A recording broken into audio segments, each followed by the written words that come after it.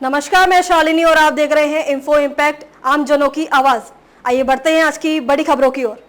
महायुति ने आरपीआई को नहीं दी एक भी सीट, लेकिन महाराष्ट्र चुनाव के बीच रामदास अठावले का बड़ा ऐलान। महाराष्ट्र विधानसभा चुनाव के लिए नामांकन दर्ज करने का अंतिम दिन करीब आ रहा है, लेकिन रामदास अठावले की पार्टी आरपीआई को महायुति की ओर से अब तक एक भी सीट नहीं मिली है। Republican party of India Mahayuti का हिस्सा है और रामदास अठावले केंद्र में मंत्री भी हैं। हालांकि इस बार के चुनाव में महायुति द्वारा आरपीआई को नजरअंदाज किए जाने से वे नाखुश दिख रहे हैं। इसको लेकर अठावले ने कहा कि रिपब्लिकन पार्टी को एक भी सीट नहीं मिल रही है, ये ईमानदार कार्यकर्ता की एक पार्टी है। रामदास अठावले ने 21 सीटों की जताई थी इच्छा। इतना ही नहीं, रामदास अठावले ने यह भी कहा कि हमने 21 सीटों की लिस्ट चंद्रकांत बावनकुले को दे दी थी, उसमें से 4-5 सीटें तो आरपीआई को देने का फैसला किया जाना चाहिए था। अब नामांकन पूरा होने में 2-3 दिन ही बाकी है और रिपब्लिकन पार्टी ऑफ इंडिया को एक भी सीट नहीं मिली है। यह हमारी पार्टी और समाज के लिए बहुत बड़ा धक्का है। आरपीआई को बीजेपी कोटा से मिलेगी सीट। आरपीआई प्रमुख रामदास अठावले ने कहा कि महायुति के नेताओं द्वारा आरपीआई को इतना नजरअंदाज करना ठीक नहीं है और इसी के लिए देवेंद्र फडणवीस से बात की गई है।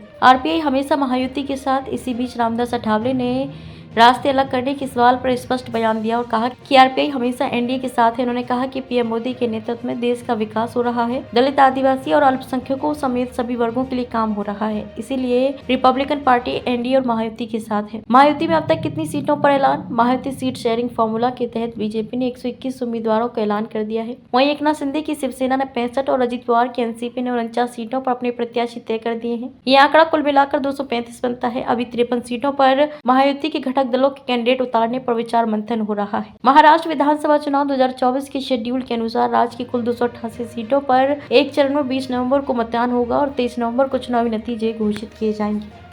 खबरों में अब तक के लिए बस इतना ही। फिर होगी आपसे मुलाकात, तब तक के लिए नमस्कार और देखते रहिए इन्फो इम्पैक्ट, आम जनों की आवाज।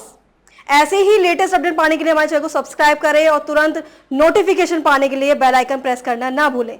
यदि आप हमें फेसबुक या इंस्टाग्राम के माध्यम से देख रहे हैं तो हमारे पेज को फॉलो जरूर करें। धन्यवाद।